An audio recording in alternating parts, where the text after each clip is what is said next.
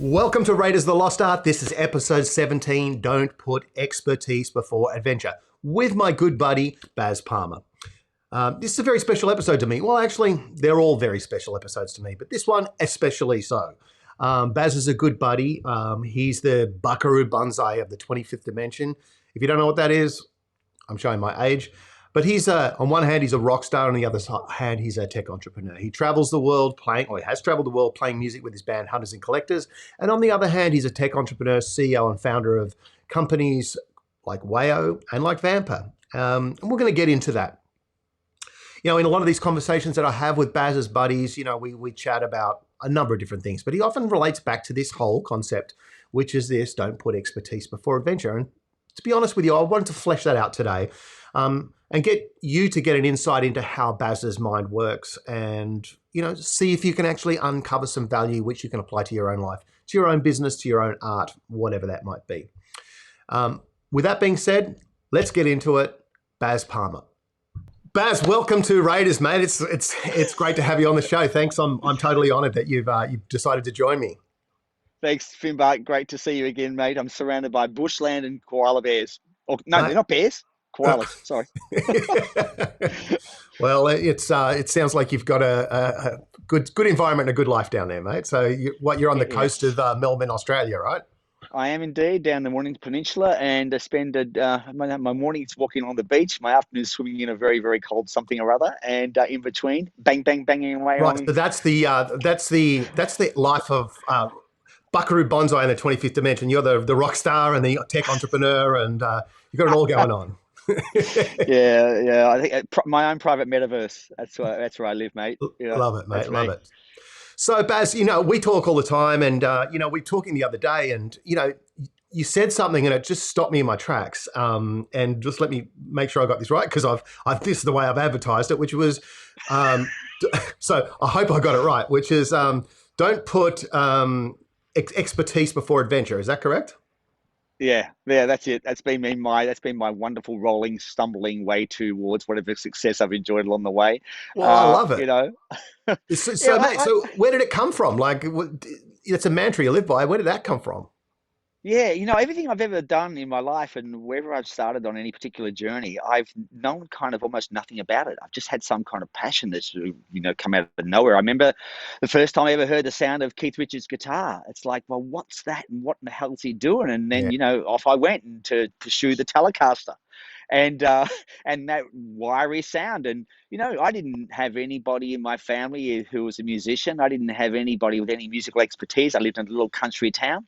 I didn't have any resources. There wasn't YouTube. So what it was picking up this lump of wood with 6 bits of wire attached to it and trying to figure out how you get from point A to point B. And that's a sense of adventure, really. I mean, you know, I had no expertise. I had no access to expertise. And I think at every single step of the way, it's been this spirited adventure of discovery that's led me to get the expertise. I mean, you can't master the thing without getting the expertise, but I think that there's an acceptance of the fact that it's a journey. There's a path to get there.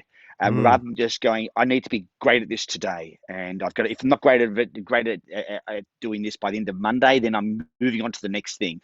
And maybe that's, you know, we could get philosophical about this, and if we think about the modern era and how people expect their lives to unfold right now, I kind of feel pretty grateful they come from a time where things took time.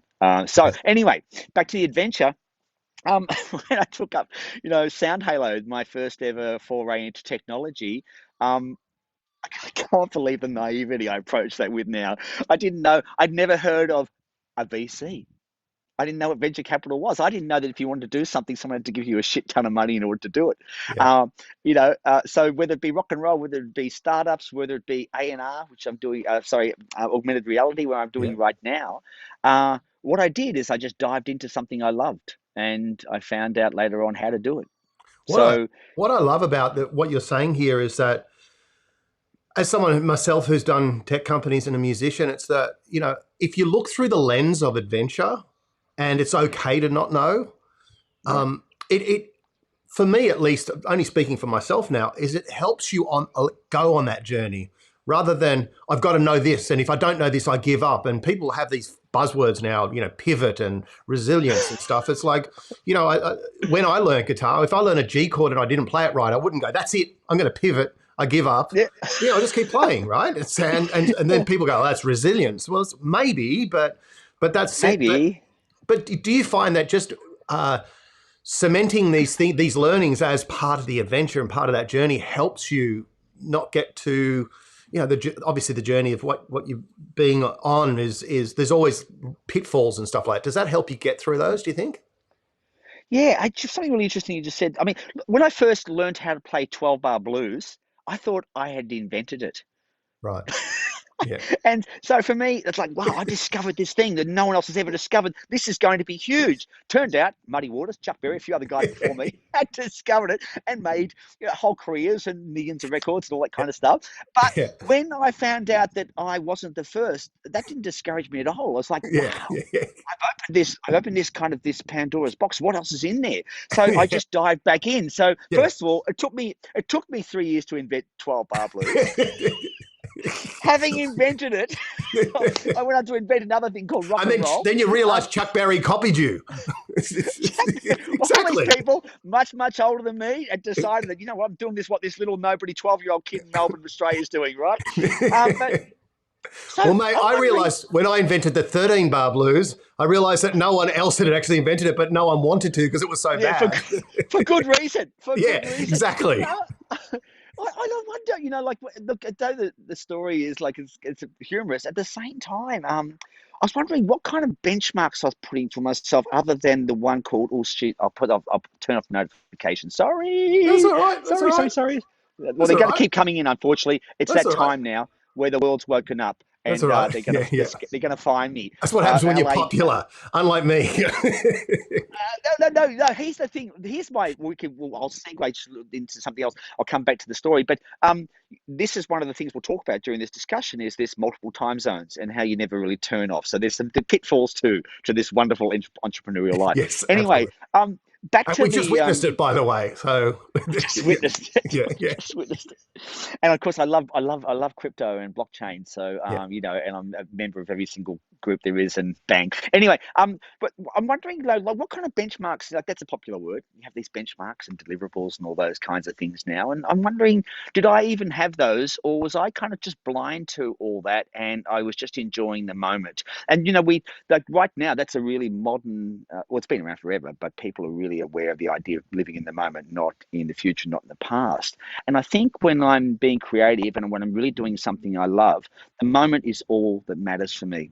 And therefore, all those things like benchmarks and deliverables and all that kind of stuff, literally they're out the window. And I think that this, again, is that adventurous spirit. And like, what am I really? I'm running around like a 12-year-old, still just going, give me a box of toys, let me play with it. I'll see if I can make something. I was like probably the worst at Lego ever. It was just like I was making avant-garde blancmanges while everybody else is making castles and shit, Anyway, I am trying to make sense of this adventure over expertise. Expertise will come if you're allowed to come. And like it's a cliche, but never be the smartest person in the room, because you won't be. And if you can enjoy the company of people who know a lot more about you than you do about anything, that's a great path to expertise. Here's the thing, Finbar. When I started playing guitar, of my group, I was literally the worst. Like they could all outplay me. But man, oh man, I was like a magpie, and I was going to go, I'll take one note off you. If you can give me one note, if you can give me one funny chord that I've never heard before, I just want that. And I'm going to go home. And here's the difference. I'd go home and play that chord. Like when I invented 12-bar blues, I just keep doing it until I was good at it. And that's the other learning I got really quickly. There's the spirit of adventure, but then there's that wonderful thing about sustaining the interest, to say, okay, there's going to be a whole lot of hurdles I'm going to jump over, hoops I've got to jump through before I reach the other point of this journey where I'm actually good at this. Like that doesn't happen overnight. But anyway, I'm not telling you anything you don't know, and I'm sure everybody out there's going, oh, come on, mate, give us something original. No, but so for at least for me, why it resonated with me is I often ask people, how I came up with some of these ideas like Linnaeus or the Resonics or some of these things that seem a bit crazy. But I asked you too. But the funny thing is that it came about because I didn't know the rules. And so Yeah. when you said that to me, that was really, really valuable is I remember when I was learning and I saw Jimi Hendrix playing the upside down Strat, right? And I was like, oh, because I'm left-handed. I write left-handed, but I play right-handed. And I was like, well, and it really intrigued me how he didn't follow the rules, but everyone wanted to copy him. And there was these other moments in my life where I was listening to podcasts about inventors, and they often came up with inventions because they didn't know the rules. And what I find today is if you put expertise before adventure, you're actually then defining yourself by the set of rules first, and you're putting all this work into getting the rules together, and then you're trying to go on an adventure, but you're limited by the rules. But when you put adventure first, you don't know the rules. You might see something, you might invent something, you might apply your skill, your trade, whatever it is, in a way that might be weird, but it might create a new voice or a new identity or a new invention or something. There's two things there that really interest me, and I totally 100% agree with you. And I touched on before the lack of the access to information that we had before. So when you talk about rules and understanding the rules, I didn't have YouTube, didn't have cell phones, didn't have the internet. Like, didn't have the internet. Think about that, people, right? So when you wanted to explore, like when you wanted to explore guitar, like I had to then, there wasn't something to go and watch a video on how to play, brown sugar. You had to just sit there and figure it out, okay? That's how I invented 12 bar. Anyway, and along the way, maybe I could have done some more reading and finding out the rules and done that. But such is the joy of discovery that if I'm guilty of something, it's probably, I probably at times could have dived in a little bit deeper with accessible information that would have actually probably helped my journey. At the same time, one of the things I talk about all the time is like when you're having a VC meeting, you go in there and you show people your latest invention and things you're working on, what excites you. The first thing they'll do is they'll tell you why you are breaking the rules and why you need to adhere to existing formats and existing metrics, et cetera, et cetera. And then, anybody who's in this space who knows anything about Facebook and Instagram and Twitter and all those platforms were genuinely disruptive in the first instance. And they broke all the rules, okay? And I just find it so ironic that the person who gives you money for your disruptive idea wants it to adhere to all this existing conventions. So right now, we can, like there's multiple people out there making, trainers. There's all different brands from Adidas to Nike, et cetera, et cetera, et cetera. And they've all found a way to, leverage shoes but then it becomes a marketing exercise and influences and all the other kinds of things. True invention has its own credibility that exists outside of marketing, and that's one of the things that really intrigues me. When I hear an idea that they go, I don't even really care if this lives or dies. I'm just so glad the world has this invention. Someone brought this to the table, and that's why I touched on blockchain before and crypto. I love the way DeFi, decentralized finance. I mean, God Almighty, we're watching the dismantling of the world's banking system right before our very eyes. So things like that intrigue me for their own right, and that's someone along the line would have just woke up one day and and I know we stand on the shoulders of giants, all of us. None of us ever really think of anything, right? But at some point there's someone who grabs the bull by the horns and runs with it, and I think again that's that sense of adventure and that willingness to fail. God Almighty, I've failed so many times, Finbar. But the word fail, to me, the word, I never use the word fail. I use the word learn because it's the same thing. I should take that back because I don't use the word fail either. I'm just using in this convention right now. But it is true, right? So you just learn, and every lesson is if you use the right way, is a step towards where you want to get to. How many times, I've got a question for you, Finbar, because this is something that intrigues me. The amount of times I've done things where I've been absolutely shitting myself, like scared to the bone, where every part of my body is saying, just walk out the door. You don't need to do this to yourself, okay? And I've never done that. I've never walked out the door. I've always stayed in the room. And sometimes, it's been a really tough journey to do that. But what about you? I have learned over my 50 or so years on this planet, I've learned a lot of tough lessons, and the tough lessons that I learned were when I let my head rule my decisions, not my heart. And so these days, I actively work out my brain on making sure that I'm completely in tune with what let's say what my heart's telling me. I basically allow the language I put through is what the universe is telling me, and I try and act on it, even if it doesn't make sense. Because I've found in my life that if I did some analytical lookbacks of where I've had the greatest success, and it's when I've followed my heart, not my head. Because my head I'm a very analytical, very deeply analytical, scientific type person. And if I let myself be that scientific person, it's to my own detriment, because there's a lot of other senses going on that I'm not tuning out on. So like when I did my TED Talk, for example, I talk live. I don't pre-script things. And they wanted me to make sure the brand's intact. And, so for me, there's a lot of other dynamics going on in a conversation. You're reading the energy of the room. You know this, Baz. You're an entrepreneur. Yeah. You've presented all over the world. So it's about, it's like playing in front of a live audience. That energy, you're reading the audience and you can respond to that. And so for me, it's when my energy is telling me to respond in a certain way, I try and trust that, because like you, in the past when I've gone, that makes absolutely no sense. I just do it. I've suffered the consequences. So that's just my learnings. Doesn't mean it's right for everyone, but that's what works for me. I know I'd be true. It's true for me. Like, God Almighty. One of the things that anybody goes and sees a band, if you're not a musician, what you probably don't know is that the band's on stage and they're, obviously feeding off the energy of the audience. But sometimes the band realizes really quickly that this audience energy is going to take them down the wrong path, and we're going to expend all the energy in the room in the first 3 songs. Yeah. So much to the disappointment of the audience, all of a sudden you'll drop a ballad in song 3 because you know that if you don't, song 5, it's all over. And and that's not a mechanical process. You're just feeling it. There's something. I mean, there's no one's talking. No one's putting up their hand and going, "Hey guys, you're going too fast right now. We're going to run out of energy." That is the universe talking to you in some wonderful way. And I suppose, like, man, oh man, like I kind of try to respond as much as I possibly can to what I'm passionate about, at the same time recognizing that my passion can really go crazy sometimes, a bit like that audience I'm talking about. I can get too hepped up about something and I could go down the wrong path because I'm just too excited. Yeah. I need to go back to the drawing board and go, well, you know what, this is a great idea, but it's going to cost me a lazy 400 million. So I better start thinking about some alternative plans. Like today, I just started my day. I'm like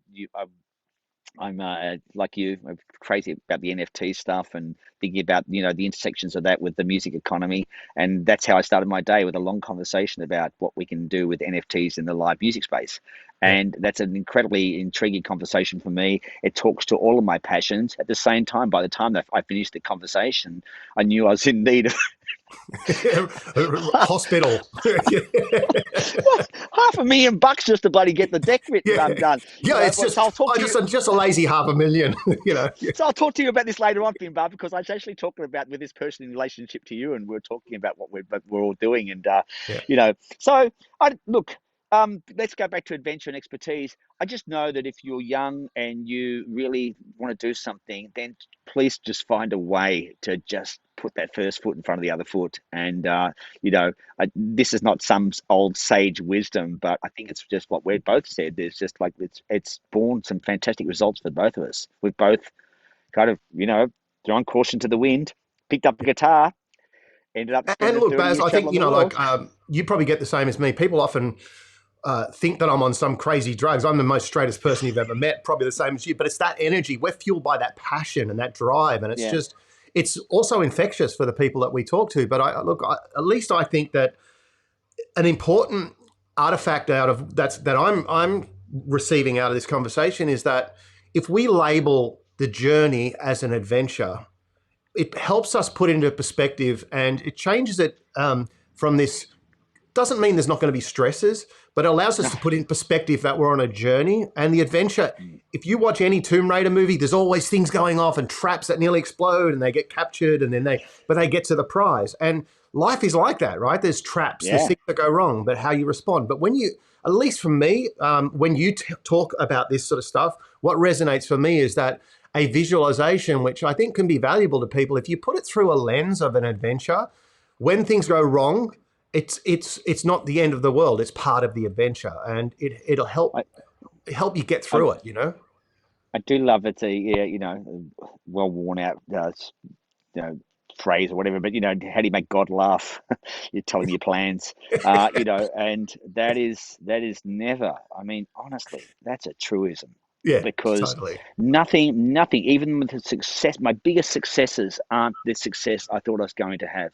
Yeah, Not by a long shot. yeah. And what are the successes I'm most proud of is not just like making money is making money. We all like doing that, but the successes I'm most proud of is the things that I can show other people I've done that give other people joy. And like when you've made music that a whole lot of people just that comes on the radio and they just start smiling and singing and dancing and laughing. And you go, wow, hold on. I got an incredible, immense amount of joy just making this, and Mm, then that joy is just carrying on. Like, what do I love about Vampr? The the musician collaboration tool is that we found out the other day that a couple of 100,000 songs have been made by people on our platform collaborating. That's a couple of 100,000 songs that just would not have existed without Vampr. I mean, that's a profound thought. mm, I'm doing Weyo, which is helping kids learn to read through augmented reality. And Stuart's in London right now, and he met an investor, and she just said, just so you know, I've got an Asperger's child, and we use one of your apps as a calming tool because we've got these calming games on it where the kid becomes their favorite character, and their favorite character breathes with them and slows them right down. And she said that we've tried all other kinds of things, but the child immersing themselves in this kind of other world and becoming this other character, they separate themselves from their normal anxieties, and So I could go on and on forever, but like, where's the joy in the journey? Like, it's so multifaceted.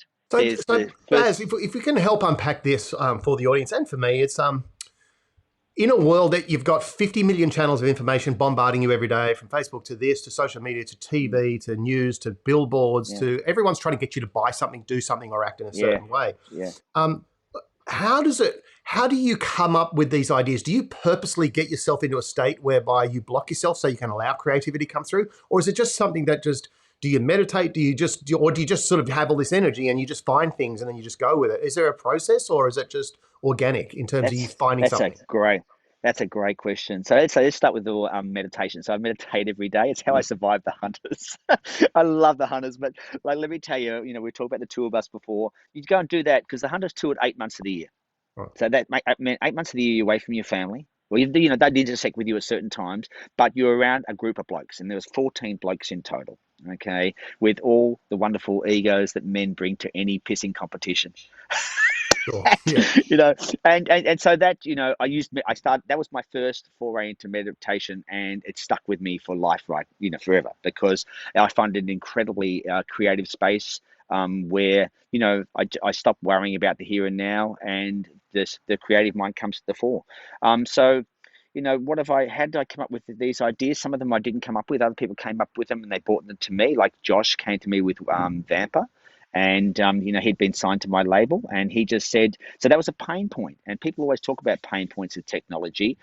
Here's something I can't do that I need to do. So let's think about the way musicians used to connect. You would go and jump on a train, a plane, you'd put an ad in the Tradie Post or Craigslist or whatever it might be, wherever you come from around the world, and that would be how you'd try to hook up with another musician or find the bass player you needed. Well, we've got mobile phones right now, and they can do all amazing things. So how about we just make it something you can just do with a swipe? So people use over there Tinder to hook up with people. Well, how about we hook up with people we want to work with? So that became solving a pain point for musicians around the world. Yeah. Wayo. So okay, if I can take one step back, my entire life has been working with content. So whether it me being a musician, creating content, and then becoming a label, and then moving on from the label to Soundhaler, where we disrupted live broadcasting, and with bands like from Tom York to Pearl Jam, and then on to Weyo, which was once Combi, which is about how do I as a consumer become part of the prosumer movement, where I both produce and create and watch content. So content's not just like this kind of third party thing that happens over there. I'm part of the content creation process. So that really intrigued me as a creator. Like, why does this flat screen need to be flat? Why am I on one side and why are you on the other side? So Yes. I was intrigued. So that's That an idea of being curiosity. intrigued about. Yeah. Yeah, so I just thought there's got to be a way to unlock the screen, and so we created Weyo, and my daughter is a early childhood educator, and she said, "Hey, Dad, like if you this is where invention comes from other people." She said, "It'd be awesome if you could make one of these interactive videos for the Wiggles, and like take it and show my kids." So I made it. She took it to a kindergarten. She said, "Dad, you've never seen so much joy, come from this thing where the kid became the hot potato." Or Emma Wiggle. So we came home. I went and approached the Wiggles and said, "Can we do this?" Shook hands, literally done the deal on the spot, because they also, their whole thing is edutainment and Yeah. how do I get kids to engage with us, and how do we make that engagement deeper? I mean, Yeah. look, these problems are problems that a whole lot of people are just trying to solve all the Sure. time. And then what? So then there's spark. So the spark of imagination, and that spark that gives you one other angle that people just haven't put on the table yet. I've never thought once, and Finbar, I'd be surprised if you think differently too, that there's not someone else out there somewhere working on the same things I'm working Sure. on. I just Yeah. think where there's 8 billion of us or whatever there is, there's got to be somewhere out there, probably a lot smarter than me. Anyway, so nevertheless, adventure tells me that I mightn't have the expertise yet, but I'm going to keep working on this until I put it into market. And if someone else beats me, so be it. Sure. So I tell you what, I don't know if I've answered your question. I No, just no. Well, you find did. You talked things. about meditation. You talked about getting yourself into, and like I'm the same. I practice meditation. For me, it helps bring to the fore creativity, and it's interesting you Yeah, say that, because for me, it's a really great way where things come to the surface that I probably would never think about if I didn't meditate. But yeah, I find people. I guess we have a similar sort of energy about us, and yeah. and I think that people like us need that sort of that outlet. But and I've only taken up meditation recently. I'm new to it, Okay. but Yeah, okay. I just love it. I think it's amazing. Oh man, I'm stuck on it. Sometimes it gets to the end. I go, I don't want it to stop. I know I've got to get on Yeah, with my day. I yeah, tell you, this is the yin and the yang of Baz. You love it. I go straight from my meditation to a double shot of coffee. I yeah. walk out of there, go straight to the coffee machine, bang that one out, and then boom, Well, I'm alive. you're talking to I'm, a guy I'm, who would say, you're talking to me who would say, "What's wrong with that?" exactly. So, Well, exactly. look, exactly. So, well, what do we both have? I mean, okay, you talk about similarities between the kind of people we are. I don't take drugs either. I don't need them. In fact, I have been around drugs, and people said, "Hey, Baz, you don't need that. Stay away from the table." Yeah, Right? you'll be dangerous. And Yeah, yeah, I'll be dangerous. They said, "Look, you're already on it. You just yeah. don't That's need the right. artificial Exactly. Yeah, version of it." But you and I both like talking. And I think that's one of the other things. I mean, like I love being open to other people's ideas, and I'm intrigued by what other people have to say about things. Despite the fact that I'm talking all the time here, for a fact that the first time you and I met, we just went at each other for 2 hours, that's and right. we just, it was fantastic first Yeah, conversation. yeah, We'd both heard about each other, didn't really know a lot apart from a few things, and yeah. that was it. And we had friends there we hadn't seen. That's right. And I had to leave. I Yeah, had to the leave. same. I had a friend over from England who'd left his bloody sound check to come down and see me. And he rang me up this day. He goes, "Mate," he said, And he was, honestly, he said, as you were walking out, he was like, he said to me, he goes, "Well, Baz, like, look, obviously it's good for you to catch up with Finbar." And I go, "No, I've never met Finbar before in my entire life." And he goes, "God almighty." I mean, so I think, by the way, I think that so how do you have these kind of conversations with anybody? You do it because you have an incredibly broad interest. I mean, my reading materials next to my bed, don't know if yours is the same, but I'm yeah, running like five threads all the time. There's always yeah, a biography of some sort. There's always a detective novel of some sort. There's yeah, always some high literature of some sort. What people probably don't know is that I trained as a teacher, and I did I did 9 units of Shakespeare, because again, like, why did I do 90 units of Shakespeare? Like, everything pointed to the fact I should do modern literature, right. but I just fell in love with Shakespeare. Whether if anybody said to me, "Do you think this will get you a job?" I go, "Not unless I roll back the clock 200 years, no." but but like, what are you going to do? I just love I love medieval literature, so off I went, Yeah, and yeah. wow, what a move that was. Well, mate, You know, we've uncovered some really great facets of the great Baz Palmer today. That's amazing.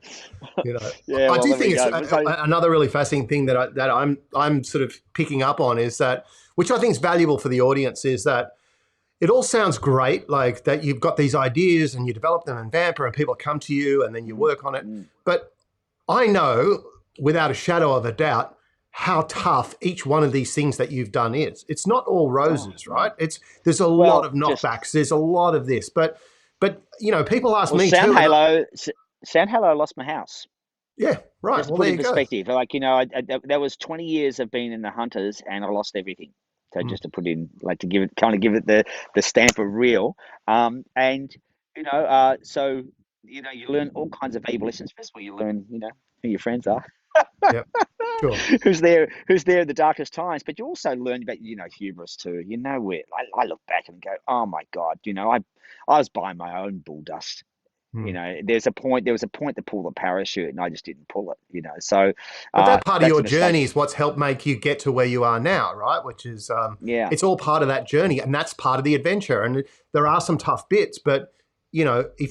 if you don't just give up, if you look at it through that adventure lens, I think at least to me, it resonates with it's worth continuing. It's not just even though in the Oh dark, yeah. you know. Yeah, well, some things I think one of the things becomes really interesting during those kind of times is that, um, what's the real fabric of your life that actually is meaningful? I know it's all very existential to say the money's, like neither here nor there, and that's kind of true when it all comes down to it. I mean, anybody's been around someone close to them whose health just goes to shit one day, realizes what's really important. And I know these are hoary old cliches, but it's a fact. I'd rather wake up every day being able to get out there and walk along the beach than for you to put another $1,000,000 in my bank. Yeah. Honestly, that's just it's neither here nor there. But And in a lot of ways, though, you've have to go through,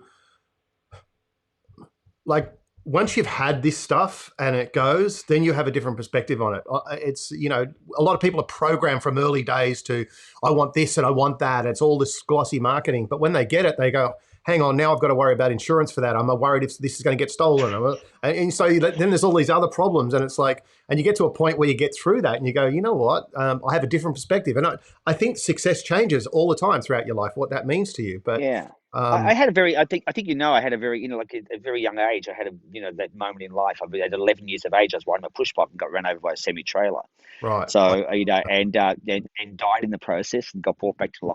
And had all Right. spent 5 months in hospital with getting operated on every second day, which was like pretty intense. Wow. And that was at 11 years of age. And come out of that. I'll tell you, here's something else. My parents, my first time when I could finally walk again, the first present my parents bought me was a new bicycle. So Wow. there's courage for you. Yeah, right. So there's the spirit of adventure. But anyway, so in a way, kids are resilient. People say that, but trauma's trauma.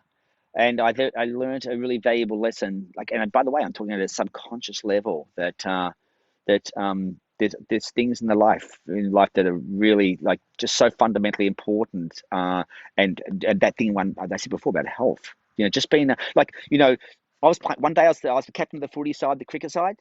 Next day I was laid up in bed, knowing that I'd never be the captain of a football side or cricket side ever again. Yeah. Yeah. But a friend the friend of the family who I didn't even know from a bar of soap, he got on his motorbike and bought down a record player and records so I could listen to music in Wow. hospital.